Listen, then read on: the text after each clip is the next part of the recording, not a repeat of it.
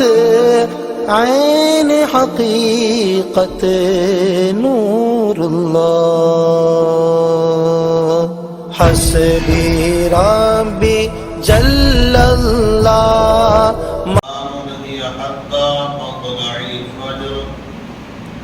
صدق اللہ العظیم وصدق رسولہ النبی الامین المجید المبین الکریم ونحن على ذلك لمن الشاهدين والشاکرین والحمد للہ رب العالمین ان اللہ وملائکتہ یصلون علی النبی یا ایھا الذین آمنوا صلوا علیہ وسلموا تسلیما اللهم صل على سيدنا ومولانا محمد وبارك وسلم عليه الصلاة والسلام عليك يا رسول الله يا حبيب الله صلى الله تعالى عليه وسلم.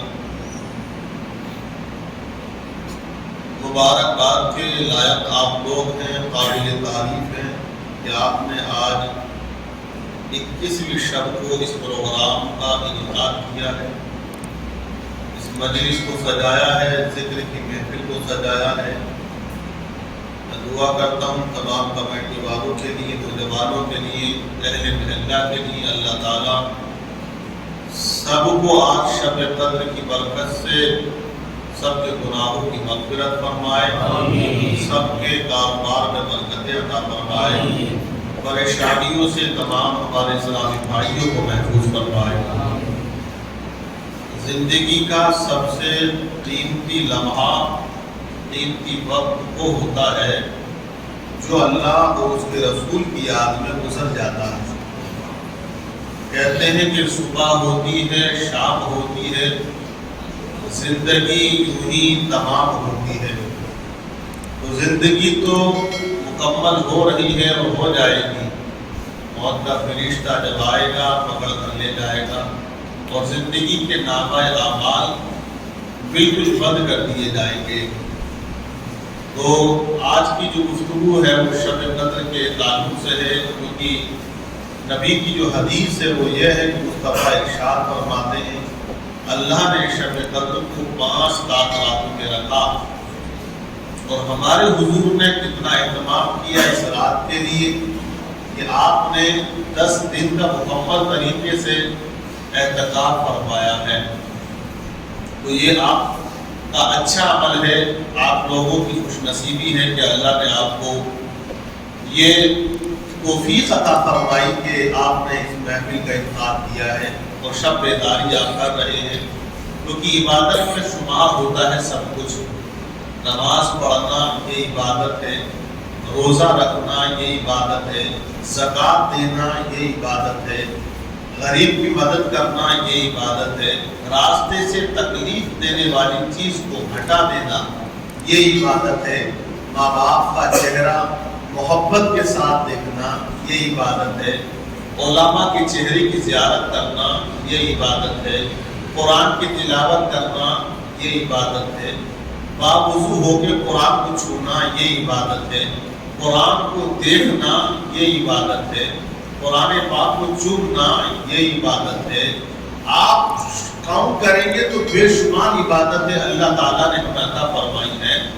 ویسے ہی اللہ اور اس کے رسول کی محبت میں سرشار ہو کر کسی پروگرام کا، جلسے کا یا مجلس کا انعقاد کر کے بیٹھ جانا اور اللہ اور اس کے رسول کا ذکر سننا یہ بھی عبادت ہے، یہ بھی عبادت ہے. تو آپ لوگ مبارکباد کے لائق ہیں. اللہ آپ کو سلامت رکھے. چند اشعار پیش کر رہا ہوں، سماعت کر لیجیے. یاد آئی ہے اپنی خطائیں. ماشاءاللہ ہمارے علامہ مولانا قربان علی صاحب اللہ تشریف لائے.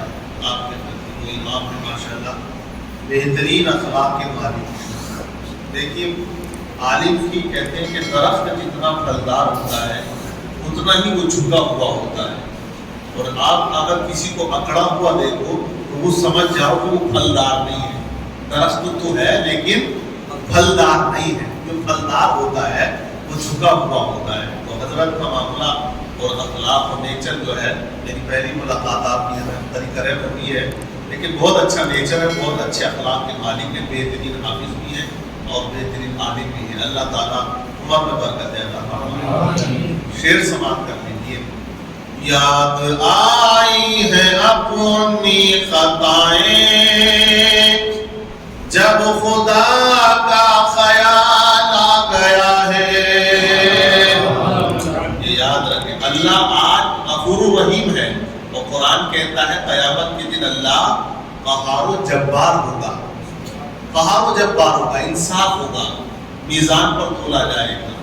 لیکن ہم اپنی زندگی کے ایام کو دیکھیں، اپنی لائف، اپنے جیون کو جو ہم نے گزارا ہے، ماشاءاللہ آپ کے علامہ مولانا اعظم رضا صاحب، آپ کے حافظ صاحب تشریف لائے، ماشاءاللہ بہترین عالم دین ہیں اور اچھا اخلاق کا ہے ماشاءاللہ. ان سے سب سے ملاقات ہوتی ہے. دیکھیے زندگی ایک سفر ہے، اور جتنا آپ سفر کریں گے اتنی آپ لوگوں سے ملاقاتیں کریں گے، ہے نا. اللہ تعالیٰ علم میں عمر میں برکت عطا فرمائے. تو زندگی میں ہم نے جو کیا ہے، جیسے ہم پیسے کا حساب لگاتے ہیں، ہم نے کتنا کمایا، کتنا ہے، بینک بیلنس کتنا ہے، دینا کس کا کتنا ہے، کتنا لینا ہے، سب کا حساب ہم لگاتے ہیں. لیکن میں مانتا ہوں کہ کروڑوں میں چند مسلمان ایسے ہوں گے جو اپنی نیکیوں کا حساب بھی لگاتے ہیں کہ 70 سال کی لائف ہو گئی، جیون ہو گیا 50 سال کا، 60 سال کا، کہ میں نے کتنا کچھ کیا ہے یا نہیں کیا ہے. تو ہمیں لگانا چاہیے. لیکن اللہ قیامت کے دن قہار و جبار ہوگا. شعر سنیے گا، تسلی کہاں ملے گی، وہ شاید نے لکھا ہے. یاد آئی ہے اپنی خطائیں جب خدا کا خیال آ گیا ہے. یاد آئی ہے اپنی خطائیں جب خدا کا خیال آ گیا ہے. جب خدا کا خیال آ گیا ہے، میرے بے چین دل کو وہیں پر مصطفیٰ کا خیال آ گیا ہے. میرے بے چین دل کو وہیں پر مصطفیٰ کا خیال آ گیا ہے. اور یوں تو مریم بھی ہیں، ہاجرہ بھی نیک خاتون ہیں، آسیہ بھی. عورتیں بہت گزری ہیں. حضرت آسیہ وہ ہے جو فرعون کی بیوی، جب موسیٰ علیہ السلام نے معجزہ دکھایا، اور وہ جو جادوگر تھے جنہوں نے سانپ، ڈنڈے، رسیوں کو سانپ بنا دیا، تو لوگ حیران تھے کہ رسیوں کو، ڈنڈیوں کو انہوں نے جو ہے لکڑیوں کو سانپ بنا دیا ہے. تو وہ بڑے حیران و پریشان تھے کہ آخرکار یہ کیا کیسے. لیکن اللہ نے وہ معجزہ موسیٰ کو عطا کیا، آپ کے ہاتھ میں جو عصا کا ڈنڈا زمین پہ ڈالا، وہ سانپوں کا باپ بن گیا، اور اس نے سارے سانپوں کو نگل گیا، وہ سب کو کھا گیا. تو وہ دیکھ کے جادوگر حیران ہوئے. جادوگر تھے، وہ جانتے تھے. انہوں نے کہا کہ جو ہم نے دکھایا یہ معجزہ نہیں ہے، یہ جادو ہے. لیکن موسیٰ علیہ السلام نے جو دکھایا ہے، جو کیا ہے، یہ جادو نہیں، یہ معجزہ ہے. وہ جتنے جادوگر تھے سب کلمہ پڑھ کے مسلمان ہو جاتے ہیں. حضرت آسیہ نے بھی اسی وقت کلمہ پڑھا تھا. آپ ظلم دیکھیں گے، فرعون نے بہت مارا، بہت ستایا، گرم ریت پہ لٹا دیتا تھا، پتھر رکھ دیتا تھا تاکہ ہل کر ہٹ کر نہ جا سکے. لیکن حضرت آسیہ نے یہ کہہ دیا فرعون تو میری جان لے سکتا ہے لیکن موسیٰ کا دیا ہوا ایمان نہیں لے سکتا. یہ ایمان والوں کی شان ہوتی ہے. لیکن دیکھیے حیا کی جب بات آتی ہے، پردے کی جب بات آتی ہے، تو کون یاد آتا ہے؟ وہ شعر شاعر نے لکھا ہے. یوں تو مریم بھی ہے، ہاجرہ بھی نیک خاتون ہے، آسیہ بھی. یوں تو مریم بھی ہے، ہاجرہ بھی نیک خاتون ہے، آسیہ بھی نیک خاتون ہے، آسیہ بھی. بات جب آ گئی ہے حیا کی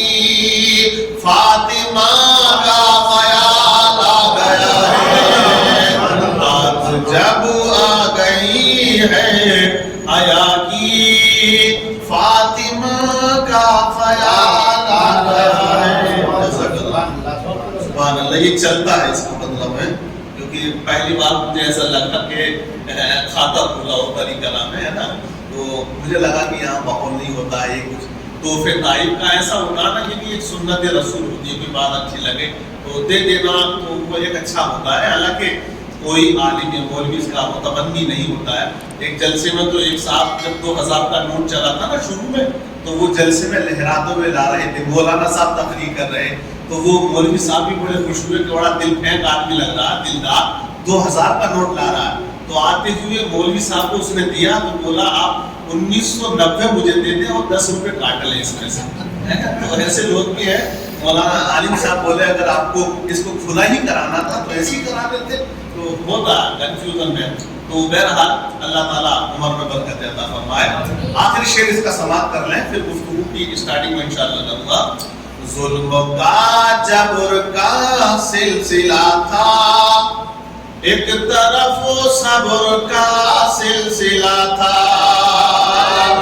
جنگیں بہت ہوئی ہیں، جب سے دنیا بنی ہے تب سے ہوئی ہے اور قیامت تک ہوتی رہیں گی.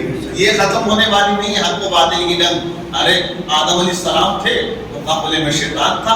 ابراہیم علیہ السلام تھے، مقابلے میں نمرود تھا. حضرت موسیٰ علیہ السلام تھے، مقابلے میں فرعون تھا. حضرت عیسیٰ علیہ السلام تھے، مقابلے میں آپ کی قوم آ جاتی ہے، بڑے بڑے سردار آ جاتے ہیں. نبی پاک صلی اللہ علیہ وسلم دنیا میں تشریف لائے، مقابلے میں ابو جہل آ گیا. اور کربلا میں حسین تھے، مقابلے میں یزید آ گیا، ہے نا. تو لیکن یاد کسے کیا جاتا ہے؟ وہ شاعر نے چین لکھا ہے. ظلم کا جبر کا سلسلہ تھا، ایک طرف صبر کا سلسلہ تھا. ظلم کا جبر کا سلسلہ تھا، ایک طرف صبر کا سلسلہ تھا. بات جب حق و باطل کی آئی، کربلا کا خیال آ گیا ہے.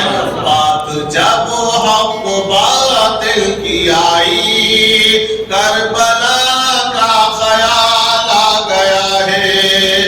میرے بے چین دل کو وہیں پر مصطفیٰ کا خیال آ گیا ہے. درود پاک پڑھیں. اللہم صلی علی سیدنا و مولانا محمد مبارک وسلم علیہ الصلاۃ والسلام علیک یا رسول اللہ یا حبیب اللہ صلی اللہ تعالی علیہ وسلم. دیکھیے اللہ نے فرمایا بے شک ہم نے اس کو لیلۃ القدر پہ اتارا.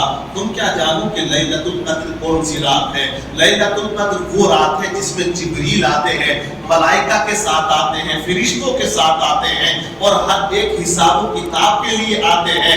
اور صبح چمکنے تک اللہ نے فرمایا کہ اس میں رحمت ہی رحمت ہے، برکتیں ہی برکتیں ہیں، عظمتیں ہی عظمتیں ہیں. مفسرین نے لکھ دیا اس رات کے بارے میں، انسان کے تمام ہر چیز کو جو ہے تقسیم کیا جاتا ہے، ڈیوائیڈ کیا جاتا ہے. الگ الگ مفسرین نے، محدثین نے لکھا ہے. ایک ہوتی ہے شب برات جس میں ہم عبادت کرتے ہیں، اس کے بارے میں بھی فرمایا گیا اس رات میں بھی انسان کا رزق تقسیم ہوتا ہے، ڈیوائیڈ کیا جاتا ہے، بانٹا جاتا ہے. لیکن شب قدر کے بارے میں بھی فرمایا گیا کہ اس رات میں جو ہے اللہ تبارک و تعالی کتنے مرنے والے لوگ ہیں وہ لسٹ تیار ہوتی ہے، کتنے پیدا ہو جائیں گے ان کی لسٹ تیار ہوتی ہے، کتنا کس کو رزق دیا جائے گا یہ بھی لکھا جاتا ہے. یعنی کہ ہر ایک چیز کا فیصلہ ہو جاتا ہے. فیہا یفرق کل امر حکیم، ہر چیز کو بانٹ دیا جاتا ہے اللہ کے حکم سے. تو یہ رات جو ہے وہ عبادت کرنے کی رات ہے. نہ جانے کس کے مقدر میں کیا لکھ دیا جائے کوئی پتہ نہیں ہے. کسی کا کیا پتہ انسان کا کفن مارکیٹ میں ہوتا ہے اور وہ انسان اسی مارکیٹ میں ہم نے دیکھا شاپنگ کر رہا ہوتا ہے. انسان کا کفن تیار ہے لیکن ہم نے دیکھا ہے وہ مارکیٹوں بازاروں میں گھوم رہا ہوتا ہے. انسان کی قبر تیار ہے لیکن ہم نے دیکھا وہ زمین پہ پھر ہی گھوم رہا ہوتا ہے لیکن اسے خبر نہیں ہوتی ہے. کیونکہ موت ایک کھلا ہوا راز ہے. پتہ یہ چل گیا کہ موت ایک کھلا ہوا راز ہے کہ راز کھلا کیسے؟ راز کا دیکھیے راز بھی ہے کھل بھی گیا. کھلا کیسے کہ پتہ سب کو ہے مرنا ہے. موت کھلا ہوا راز ہے، پتہ سب سب کو ہے مرنا ہے، کوئی ہو کہیں ہو کیسا ہو، کسی بھی مذہب کا، کسی بھی ریلیجن کا، کسی بھی دھرم کا ماننے والا ہو، سب کو پتا ہے مرنا ہے۔ راز یہ ہے پتا کسی کو نہیں ہے کب مرنا ہے، کس ٹائم مرنا ہے، کس وقت مرنا ہے، یہ اللہ جانتا ہے۔ اللہ کے دیے ہوئے علم سے اللہ کے رسول جانتے ہیں کہ کب مرنا ہے، کہاں مرنا ہے۔ تو پتا یہ چلا کہ پتا کسی کو نہیں مرنا کب ہے، کہاں مرنا ہے، پتا سب کو ہے مرنا ہے۔ تو ہمیں اس رات میں عبادت کرنی چاہیے، اللہ کی ریاضت کرنی چاہیے، وہ عمل صالحات کرنے چاہیے جس سے اللہ راضی ہو جائے۔ اب دیکھیں آپ دنیا کا جائزہ لے لیں، پوری دنیا کی آپ ہسٹری اٹھا کر دیکھ لیں، ہر ایک انسان یہ کہتا ہے میں پریشان ہوں۔ اگر مالدار ہے، پیسے والا ہے، وہ اس لیے پیسے کو لے کر پریشان رہتا ہے، میں اس کو کہاں انویسٹ کروں، میں اس کو کہاں خرچ کروں، میں اس کو کہاں لگاؤں، کس کاروبار میں لگاؤں، اور زیادہ پیسہ آ گیا۔ انکم ٹیکس والوں کا ڈر، کہیں ایسا نہ ہو کہ سی بی آئی آئے اور وہ جانچ کر لے اور لے کر اٹھا کر چلی جائے۔ پیسے والا اس لیے پریشان۔ آپ دنیا میں دیکھیں کوئی ایسا بھی ہے جس کو اللہ نے اولاد عطا کر دی ہے، لیکن وہ اولاد والا ہو کے پریشان کہ اولاد اس کی نافرمان ہے، ایک بات اس کی سنتی نہیں ہے، تانا اس پہ کستی ہے، وہ سوچتا ہے کاش اولاد نہ ہوتی، کہ ایسی اولاد جو میری عزت نہ کرے۔ اور بھی لوگ پریشان، کچھ ایسے پریشان کہ جن پر اولاد نہیں ہے، وہ چاہتے کہ اولاد مل جائے۔ بہت سے ایسے پریشان، لڑکیاں ہیں لڑکا نہیں ہے، وہ چاہتا کہ لڑکا ہو جائے۔ بہت سے ایسے پریشان کہ لڑکے ہیں لڑکیاں نہیں ہیں، وہ چاہتے ہیں گھر میں رحمت آ جائے۔ پوری دنیا کا آپ چیپٹر پڑھیں، جائزہ لیں، پوری دنیا کے اندر ہر ایک انسان جو ہے وہ پریشان نظر آئے گا، ہر انسان تکلیف میں نظر آئے گا۔ اب دل کے چین کے لیے انسان کیا نہیں کرتا ہے؟ آپ نے دیکھا دل کے قرار کے لیے انسان مکان بناتا ہے، سکون نہ ملا ٹائلز لگواتا ہے، اور سکون نہ ملا اچھا بستر لا کے اچھا بیڈ بنا کے سو جاتا ہے، سکون پھر بھی بیڈ پر نہیں ملتا، نیند کی گولی کھا کے سو جاتا ہے۔ بہت سے لوگ آج بھی کھاتے ہیں تاکہ انہیں چین کی نیند آ جائے، لیکن وہ بے چین ہو جاتے ہیں۔ اور دنیا کا آپ جائزہ لیجئے گا، انسان دل کے سکون کے لیے کبھی وہ نینی تال کی وادیوں میں جاتا ہے، کبھی ہالینڈ گھومنے جاتا ہے، کبھی سوئٹزرلینڈ گھومنے جاتا ہے، کبھی وہ یوروپ کا دورہ کیا کرتا ہے کہ کسی طرح سے میرے دل کو چین مل جائے، کسی طرح سے میرے دل کو قرار مل جائے۔ اچھا لباس بنائے گا، اچھا مکان بنائے گا، اچھی دکان بنائے گا، اچھا کچھ کرنا چاہے گا تاکہ اس کی آتما کو، اس کی روح کو چین ملے۔ لیکن مسلمانوں، ہم نے دنیا کا جائزہ لے لیا ہے، چین نہیں ملا، بے چین ہے۔ لیکن چین کہاں ملا کرتا ہے، سکون کہاں ملا کرتا ہے، قرار کہاں ملا کرتا ہے، دل کو شانتی کہاں ملا کرتی ہے، پیس آف ہارٹ کہاں ملا کرتا ہے؟ یہ پوچھنا ہے تو قرآن سے پوچھو، قرآن کی بارگاہ میں آؤ۔ ہم نے جب قرآن سے پوچھا، اے قرآن دلوں کو سکون کیسے ملتا ہے، آتما کو قرار کیسے ملتا ہے، روح کو شانتی کیسے ملا کرتی ہے، تو دنیا والوں قرآن کہتا ہے اے دنیا کے والوں، اگر تم چین و سکون نینی تال کی وادیوں میں ڈھونڈو گے نہیں ملے گا، اگر سکون اچھے مکان میں ڈھونڈو گے نہ ملے گا، اچھی دکان میں ڈھونڈو گے نہ ملے گا، اچھے لباس میں ڈھونڈو گے نہ ملے گا، اچھے بستر میں ڈھونڈو گے نہ ملے گا۔ قرآن کہتا ہے دنیا کے کسی چیز کے اندر تمہیں چین و سکون نہیں ملے گا۔ اگر تم چین چاہتے ہو، اگر دلوں کو سکون چاہتے ہو، اللہ بذکر اللہ تطمئن القلوب، ارے اللہ کے ذکر سے دل کو آباد کر لو، اللہ تمہارے دلوں کو چین عطا فرما دے گا۔ اسی لیے شاعر کہتا ہے نہ دنیا سے، نہ دولت سے، نہ گھر آباد کرنے سے تسلی دل کو ملتی ہے خدا کو یاد کرنے سے۔ نعرہ تکبیر، نعرہ رسالت، علماء اہل سنت، مسلک اعلی حضرت، عوام اہل سنت، نعرہ تکبیر، نعرہ رسالت۔ تو پتہ یہ چلا اللہ کے ذکر سے ہمیں قرار ملتا ہے، سکون ملتا ہے۔ اور اللہ نے کیا فرمایا قرآن میں، آپ دیکھیں ساری مخلوق جو ہے سب کچھ اللہ کو یاد کرتے ہیں۔ سبح للہ ما فی السماوات و ما فی الارض، جو کچھ زمین اور آسمان میں ہے اللہ کی حمد بیان کرتے ہیں، تسبیح بیان کرتے ہیں۔ وہ مٹی کا ڈھیلا وہ بھی اللہ کا ذکر کرتا ہے۔ یہ بات ایک اللہ والے کی بارگاہ میں ایک انسان نے کہا حضرت جب اللہ کا ذکر ایک مٹی کا ڈھیلا بھی کرتا ہے آواز کیوں نہیں آتی ہے، وہ بولتا کیوں نہیں ہے؟ ہم نے تو آج تک نہیں سنا۔ اللہ کے ولی نے فرمایا اگر آواز آنے لگے اور اگر تم سننے لگو تو دنیا کا کوئی کام نہ کر سکو گے۔ یہ زمین اللہ کا ذکر کرتی ہے، آسمان اللہ کا ذکر کرتا ہے، چاند و سورج اللہ کا ذکر کرتے ہیں، تمام ہوا فضا اللہ کا ذکر کیا کرتے ہیں۔ اور آپ دیکھیں کوئی درخت اس وقت تک نہیں کٹتا، روایت میں نے پڑھا کہ جب تک وہ اللہ کے ذکر سے غافل نہ ہو جائے، اللہ کی یاد سے دور نہ ہو جائے۔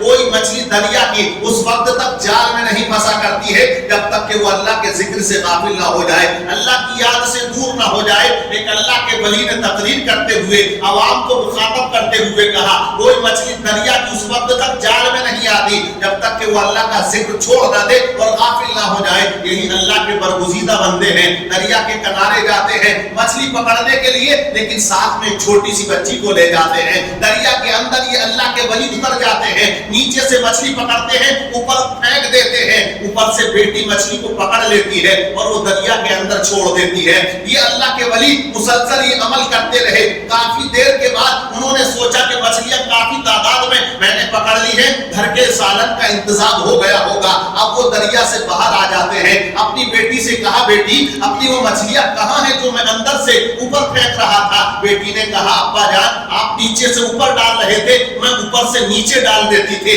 میں دریا کے اندر واپس ان کو کر دیا کرتی تھی۔ اللہ کے برگزیدہ بندے نے فرمایا اے میری بیٹی تو نے یہ کیوں کیا؟ یہ عمل تو نے کیوں کیا اور کس لیے کیا؟ میں نے کتنی محنت سے ان کو پکڑا تھا اور تیرے حوالے کر دیا تھا، تو نے دریا کے حوالے واپس کر دیا ہے۔ اب بچی کا جواب سنو۔ دیکھیے بچے کو جیسی تربیت دی جاتی ہے، جیسی تعلیم ہوتی ہے، جیسی ایجوکیشن ہوتی ہے، جیسا اس کا مزاج ہمیں بنانا ہو ویسے بچے کا مزاج بن جاتا ہے۔ اب بچی کا جواب سنیے گا۔ بچی نے کہا ابا جان تقریر میں آپ نے کہا تھا، میں نے آپ کی زبان سے سنا تھا، آپ نے کہا تھا کوئی مچھلی دریا میں اس وقت تک نہیں پکڑی جاتی جب تک کہ وہ اللہ کے ذکر سے غافل نہ ہو، اللہ کی یاد سے غافل نہ ہو۔ تو ابا جان جتنی مچھلیاں آج تم نے پکڑی تھی یہ تمام کی تمام جو تھی وہ اللہ کے ذکر سے غافل ہو چکی تھی، اللہ کی یاد سے غافل ہو چکی تھی۔ تو میرے دل میں خیال یہ آیا کہ وہ مچھلی جو اللہ کی یاد سے غافل ہو چکی ہے، اللہ کے ذکر سے دور ہو چکی ہے، ان مچھلیوں کو ہم اپنے گھر لے کر جاتے، میری ماں والدہ پکاتی، ہم لوگ کھاتے، تو کہیں ایسا نہ ہوتا کہ وہ بغیر ذکر کیے ہوئے مچھلی اگر ہم کھا لیتے جو اللہ کی یاد سے غافل ہو چکی تھی تو اس کے کھانے کی وجہ سے کہیں ہم لوگ بھی اللہ کے ذکر سے دور نہ ہو جاتے، اللہ کی ذکر سے غافل نہ ہو جاتے۔ اس لیے ابا جتنی مچھلیاں آپ نے میرے حوالے کری تھی میں نے وہ تمام اللہ کی محبت میں اللہ کے ذکر کی خاطر دریا کے حوالے کر دی ہے۔ سمجھے آپ؟ اس بچی کا سوچ دیکھیے، اس بچی کی فکر دیکھیے آپ کہ اس نے دوران تقریر سنا، اس بات پہ اس نے عمل کیا کہ ایسی چیز کو ہم ہاتھ لگائیں جو اللہ کے ذکر سے غافل ہو، ہم کھائیں، ہم اللہ کے ذکر سے دور نہ ہو جائیں۔ تو یہ بڑی خوش قسمتی ہوتی ہے، وقت والا ہوتا ہے وہ انسان جو اللہ کو یاد کرتا ہے۔ اور دیکھیے اللہ کیا فرماتا ہے فَاذْكُرُونِي أَذْكُرْكُمْ وَاشْكُرُوا لِي وَلَا تَكْفُرُونَ، تم میرا ذکر کرو اور میں تمہارا چرچا کر دوں گا، میں تمہارا چرچا کروں گا۔ ہم اور آپ کب تک زندہ رہیں گے؟ ارے بھائی 100 سال 70 سال اس سے زیادہ کی ایج ہو نہیں رہی ہے، تو ہم اور آپ 70 50 سال 70 80 100 سال تک ہم ذکر کر سکتے ہیں اللہ کا۔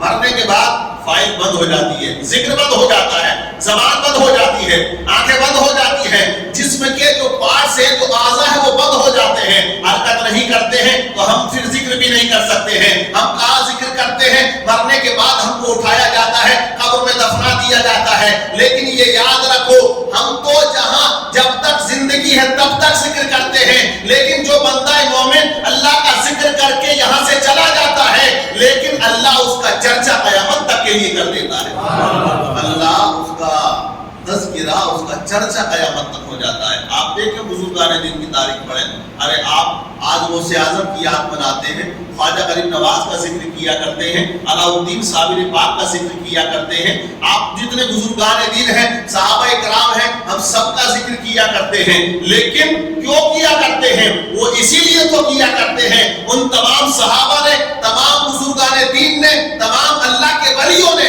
اللہ کا ذکر کیا ہے تو اللہ نے ان کا چرچا قیامت تک کے لیے کر دیا ہے۔ چرچا ان کا ہو رہا ہے، آج بھی کی تو ہمیں پتہ ہی چلا کہ ذکر کرنا چاہیے. ذکر سب سے بڑی چیز ہے. اور ذکر جب ہم اللہ کا کرتے ہیں ایسی راتوں میں جیسے شب قدر کی رات ہے, کیونکہ کیوں عطا کی گئی ہے. آپ لوگ بارہا ہر سال یہ شب قدر کی محفل سجاتے ہیں اور آپ سنتے ہیں ذکر واقعات. وجہ کیا ہے؟ علماء بار بار آپ کو سمجھاتے ہیں, بار بار بتاتے ہیں. وجہ یہی ہے تاکہ قوم کے پاس یہ پیغام چلا جائے, اپنے دل پہ وہ نقش کر لے کہ ہاں یہ رات بڑی افضل ہے. آپ نے سنا یہ آیت کریمہ جو میں نے پڑھی ہے, جو سورت مبارکہ میں نے پڑھی ہے, اللہ نے کب نازل فرمائی, کیوں نازل فرمائی؟ آپ دیکھیں کہ امت محمدیہ کی جو عمر ہے وہ بہت زیادہ کم ہے. پہلے کی تاریخ میں آپ پڑھیے گا, انہیں اللہ نے 500 سال کی عمر عطا کی. 600 سال کی مطلب 600 سال کی عمر کے لوگ ہوتے تھے, 200 سال کی عمر کے لوگ ہوتے تھے, 400 سال کی عمر کے لوگ ہوتے تھے.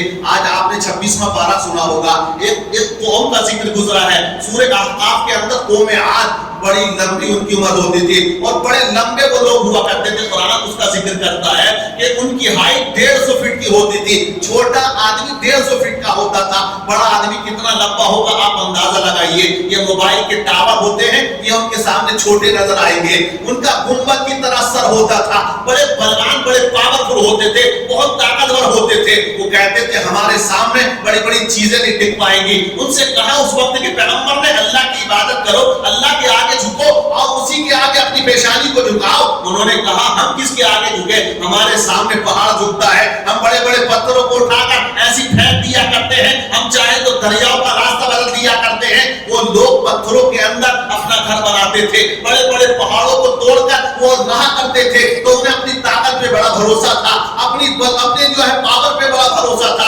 لیکن قرآن کیا کہتا ہے, اللہ نے ان پر عذاب نازل فرمایا. اس قوم نے جب نافرمانی کی ہے, سرکشی کی ہے, اللہ کا عذاب آیا ہوا کی صورت میں. 7 دن یا 8 دن تک مسلسل ہوا چلتی رہی. ہوا ایسی تھی, اتنی تیز تھی کہ رات دن جب ہوا چلی, وہ لوگ جو بہت بڑے بلوان تھے, بڑی لمبی ہائٹ ان کی تھی اور اپنے آپ میں انہیں گھمنڈ تھا, تکبر تھا, عقل تھی کہ ہمارے سامنے کوئی ایسی چیز نہیں جو ہم سے لڑ سکے, ہمارا مقابلہ کر سکے. ہم چند منٹ میں اس کو توڑ کر رکھ دیں گے, اس کو شکست دے دیں گے. لیکن ہوا کے سامنے وہ ٹک نہ سکے. ان کے جو گھر تھے وہ اڑا دیے جاتے ہیں, بڑے بڑے پہاڑ اڑا دیے جاتے ہیں اور ان کی گردنوں کو اڑا دیا جاتا ہے. وہ لوگ جو لمبے تھے, وہ بڑی بڑی لمبی عمریں انہوں نے پائی تھی. آپ دیکھیں اللہ کا عذاب آیا, وہ ایسے زمین پہ پڑے تھے جس طرح سے کھجور کا درخت زمین پہ پڑا ہو, جس طرح ناریل کا درخت زمین پہ پڑا ہو. کوئی لاشوں کو اٹھانے والا نہ تھا. اللہ نے جو ہے اپنی قدرت سے پرندوں کو بھیجا, ان کی لاشوں کو اٹھا کے سمندر میں ڈال دیا ہے.